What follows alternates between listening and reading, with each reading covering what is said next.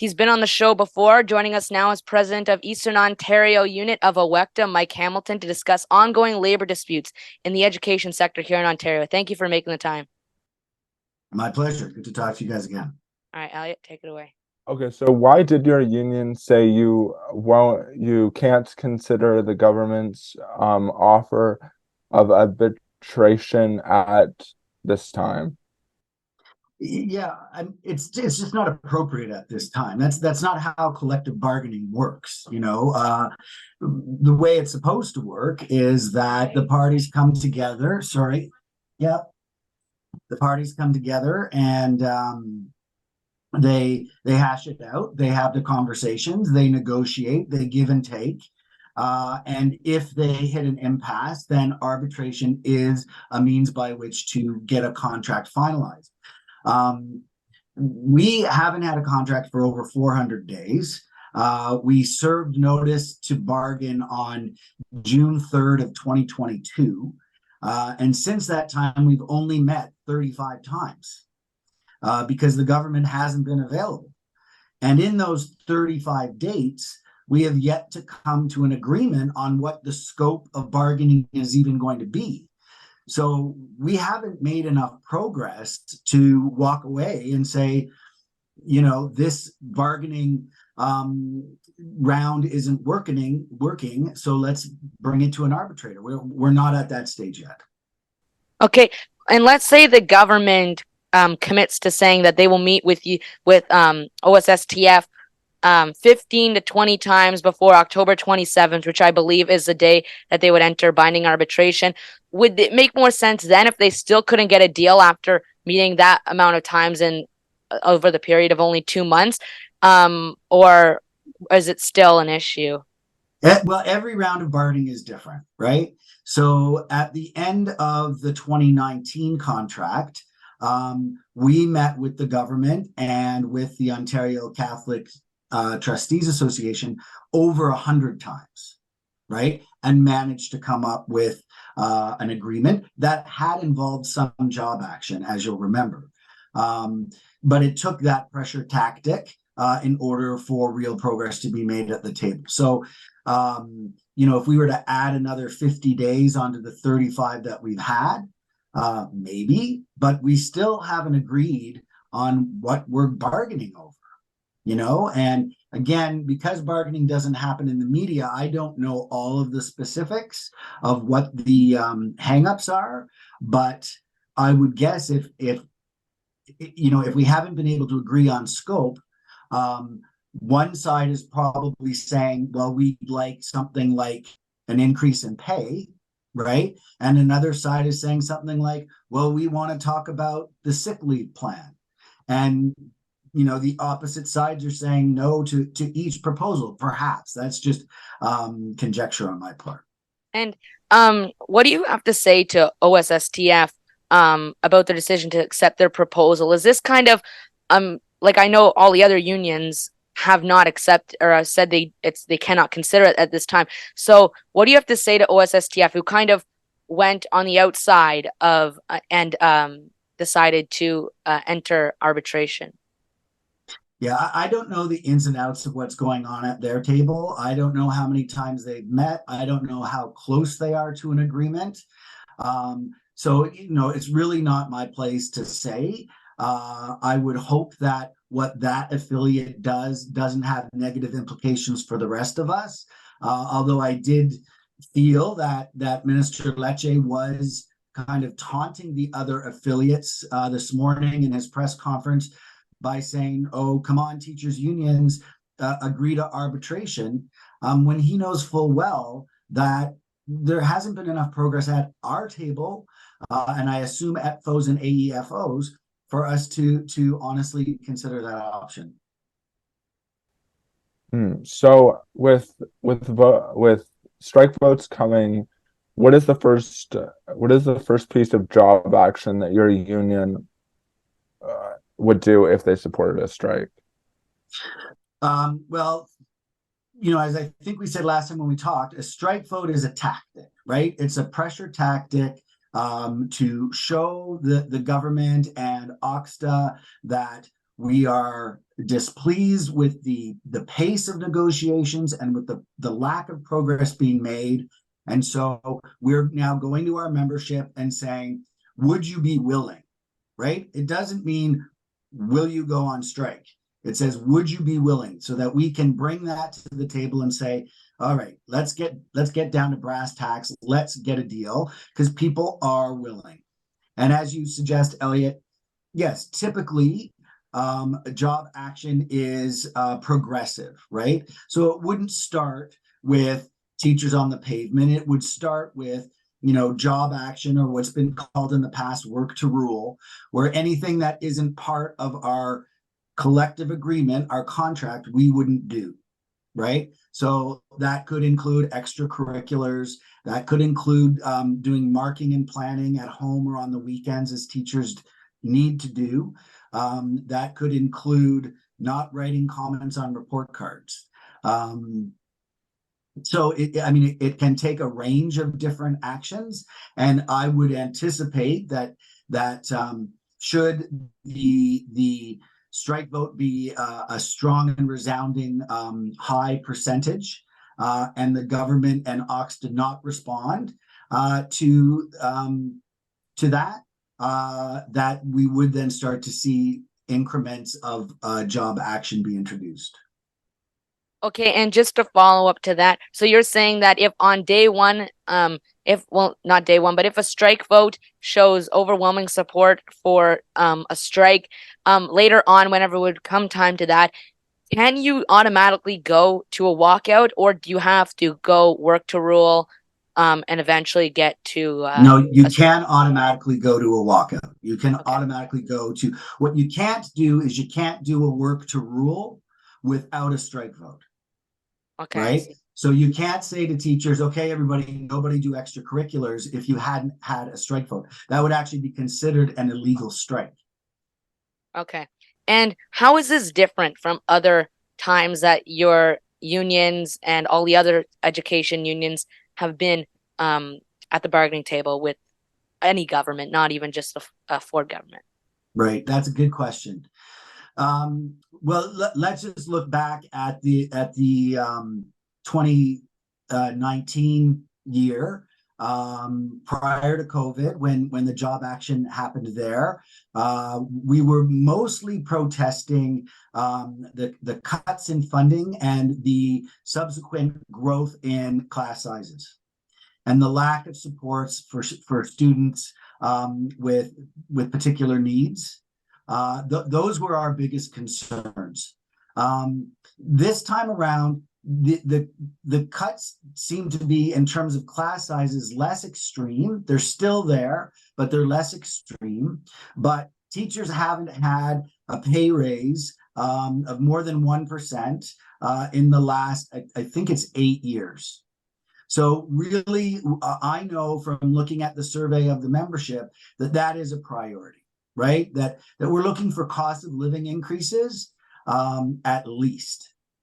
However, we're also recognizing that there are threats to things like our sick leave. There are threats to the hiring processes that we have worked at over the last decade to ensure that they're fair and they're transparent, and that people are getting hired based on their education and their qualifications and their experience, as opposed to because they, have a relative who is a principal, in the board or what have you. So that also seems to be something that the government is going after in this round as well. So, last time it was definitely more severe cuts to staffing. Now it seems to be more severe cuts to funding for salaries and the like. So what is the correlation between different levels of government workers striking? So are you kind of referencing the CUPE job action that we cut? Yeah. So different, the education sector is represented by a number of different public service unions across the province, right? So depending on what your job in a school is, determines which affiliate you belong to, which union you belong to. So in my board, the Catholic District School Board of Eastern Ontario, if you're a secretary, if you're a custodian, if you're an educational assistant, if you're an early childhood educator, you're a member of CUPE. So what we saw last year was CUPE's contract had expired, and they were at the negotiating table with the provincial government, and the provincial government wasn't playing ball, right? Wasn't listening to their demands, was legislating using the notwithstanding clause, the largest club that they have in their toolbox, to prevent them from negotiating anything larger than a 1%, which has since been challenged in the courts, and the government lost. But that's that group, right? Then because education is funded both according to language as well as according to the separate Catholic system, there is an affiliate group called ETFO, which is the Elementary Teachers of Ontario, Elementary Teachers Federation of Ontario, and they represent all English-speaking elementary teachers. And then there's OSSTF, which represents all Ontario secondary school teachers, or the Ontario Secondary School Teachers Federation. And they also have some EAs and other educational workers in their fold, but I'm not really clear because it's a different association.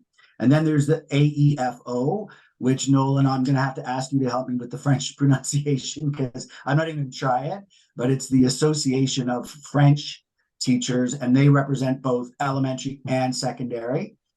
And then there's OECTA, which is the Ontario English Catholic Teachers Association, and we represent elementary and secondary teachers in the publicly funded Catholic system. So essentially there's the employer, which is the government of Ontario, and then every board has their representatives that are also at the table with the affiliate that represents the teachers in that board. So I don't know if that was clear. It is a little complicated. Yeah, but just quickly, did they do work to rule? Because I don't remember them doing work to rule. No, they were actually legislated back to work before they even walked off the job. Yeah. So they at which point the labor movement across Ontario was motivated to actually stage a general strike where every unionized worker in Ontario would say, hey, government, you can't interfere with the bargaining process by legislating people back to work before they've even gone off work. And Ford blinked. He ducked his way out of that and removed that legislation and did that within days once he got wind that this was where it might go.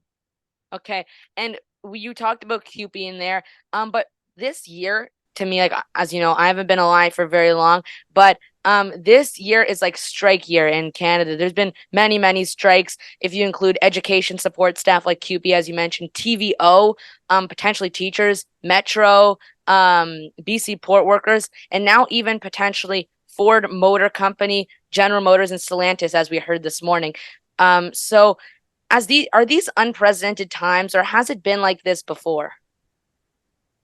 Hasn't been like this before in my memory, quite frankly. I think we are really seeing pressure on the middle class with the raise of inflation and a failure for salaries to keep up with the cost of living over the last number of negotiated contracts with a wide array of labor groups. So I think we're catching up to what didn't happen, maybe as a result of the pandemic. I don't know. That's something that an economist would probably have an answer to. But yes, certainly I agree with you, Nolan. There does seem to be the whiff of strike in the air everywhere you look these days. Yeah. And what is rooting it? Like you said, cost of living could cause it, but I find that a lot of times these strikes aren't resolved overnight. They usually go on, and there's a lot of, it gets pretty political especially when people are asking governments to get involved, like federal political party leaders like Pierre Poilievre blame Prime Minister Trudeau and Minister O'Regan, who is Minister of Labor. Many unions and opposition leaders in Ontario blame the Ford government and their ministers. So what is rooting all these strikes? Is it and like how can they be ended quicker in the future? Does the government have to get involved every time? Well, when we're talking about teachers, when we're talking about nurses, we're talking about public sector employees, right? I might work for a district school board, but really at the end of the day, my ultimate employer is the government of Canada, right? I work for the Ministry of Education as a teacher. So governments, and I won't shy away from saying particularly conservative governments, look to save money by cutting public services. That's, it's no secret that I don't know if it's the largest line on the Ministry of Education's budget or the second largest line is salaries, right? It costs money to pay teachers. And so when a conservative government is looking to save money across the board, what we've seen historically is that they go after teachers and they go after nurses, which coincidentally or not coincidentally are primarily professions of women. Where we look at the police and the firefighters getting 11 and 18% raises, we're seeing nurses were locked in at 1%. And I haven't heard what the numbers are coming, but at our table, but I'm presuming that they're not substantial. And you mentioned conservative governments. But if you look at the federal one, the Peace Act strike was on many, the Treasury Board, Service Canada, everyone under the Yes. Public Service Alliance of Canada, that was a longer strike too. The Liberal government, if you are looking at the government's getting involved and doing what the Ford government did, the Liberal government kind of stepped away and kind of looked at all other alternatives like they did in the BC port strike to sort of come to an agreement. But that was a lengthy strike too. So, is it more of a provincial conservative thing? Because there's been many issues provincially, especially right now with TVO and all this education stuff under the Ministry of Education for the Conservative government. So in Ontario, is it more of a conservative thing, or is it just depending on the government, depending on the economy? Well, what I'll say with regards to Public Service Alliance of Canada and the ports is that this federal government did allow for the process to evolve, right? They didn't step in. They weren't bargaining in bad faith, which again, OECTA has felt that the Ford government is doing, and we've brought a complaint forward to the labor board to say we're showing up to bargain, right? We're making ourselves available, and they aren't. And when they do show up, anything that we propose, they flat out deny, right? They just say no to, and that's not bargaining in good faith. So we have made that complaint to the labor board, and it will be heard in the coming weeks. Whereas in the federal jurisdiction under this federal government, we did see the process be allowed to happen, right? And all of the bargaining happened at the table as opposed to in the media. Whereas what we have seen with this government to an extent and other conservative governments in the past is that they bring all of the issues from the table out to the media, which then just muddies the waters in terms of, having those discussions remain productive. Okay, first, I would also like to say that that thing that you said that they went to court and they got rid of the 1% gap. It's interesting you say that it's mostly targeted towards government employees or jobs that are mostly by women, because coincidentally at the same time that cap was just taken off, and then where my mom works, which is mostly women, got a 10% raise. But anyway, how should students accept the day-to-day to change for the following year?